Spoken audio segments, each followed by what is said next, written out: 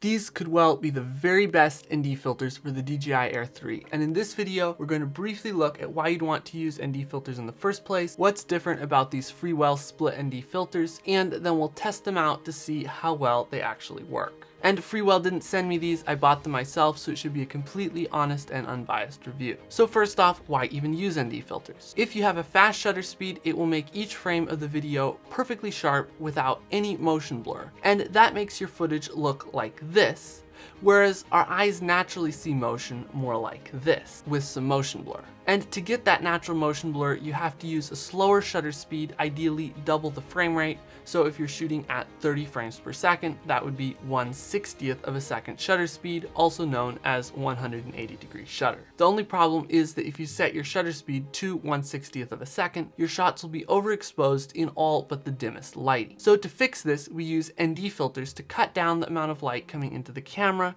so we can use a slower shutter speed to get natural motion blur and not overexpose the footage. Now you might be wondering, do I actually need ND filters? If all you do is fly at 400 feet and get slow shots, there might not be any motion that's fast enough to be blurred. But if there's any significant motion in the shot, like flying low and fast or filming action, they will definitely improve your footage. And you're even more likely to need them on the Air 3 because you have the 70mm telecamera, which amplifies the motion of your drone moves. Which brings me to a problem with using ND filters on the Air 3. The two cameras have different apertures and let in different amounts of light, so you have to use different settings on each camera to get the same exposure on both. And so even if you put an ND filter in front of both the wide angle and the telecameras, you'll still only be able to get the correct exposure with 180-degree shutter speed on one of the cameras. And so to fix that, the Freewell Split NDs use a darker ND filter in front of the wide angle camera and a less dark ND filter in front of the telephoto camera,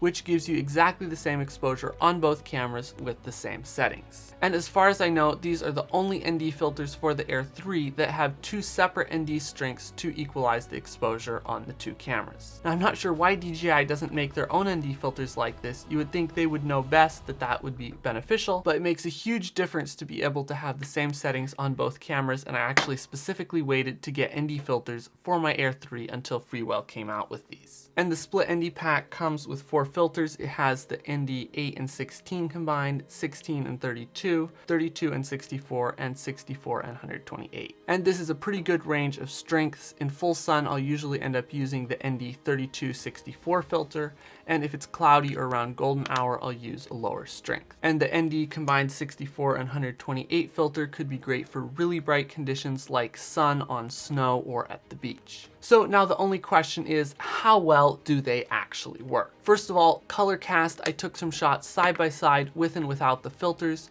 and the colors are basically identical. There's no color cast, which is a very good thing. These are high quality, truly neutral density filters. And testing out how well they match the exposure between the wide angle and telecameras, switching between the two with the same settings does give you the exact same exposure and lets you run a 180-degree shutter speed on both of them. And again, this is really what makes these NDs stand out from all the other options out there. It's just really nice to have your exposure matched up between the two cameras. And these NDs fit onto the Air 3's camera really nicely, and they're easy to put on and take off, as is pretty typical for Freewell filters. They're well engineered to be within the weight range of what the gimbal can handle, and they don't bog down the gimbal or cause any gimbal errors. And finally, I tested out the sharpness both with and without the ND filters on the 70mm camera, and there's no difference in sharpness. These filters don't reduce the amount of detail you can capture even with the 70mm camera. So if you're looking for ND filters for your Air 3, these are definitely the ones that I would recommend. I'll link them up down in the description. And Freewell also does have some other filters for the Air 3, like ND plus polarizer filters and mist filters and gradient filters, but to me these split NDs are a lot more useful than all the other random special effects filters. And if you want to get better shots with your Air 3, make sure to download my completely free DJI Air 3 cinematic settings checklist. Link will be in the description. Or if you want to dive deeper, you can check out my 10-hour drone filmmaking course at flyingfilmmakerpro.com.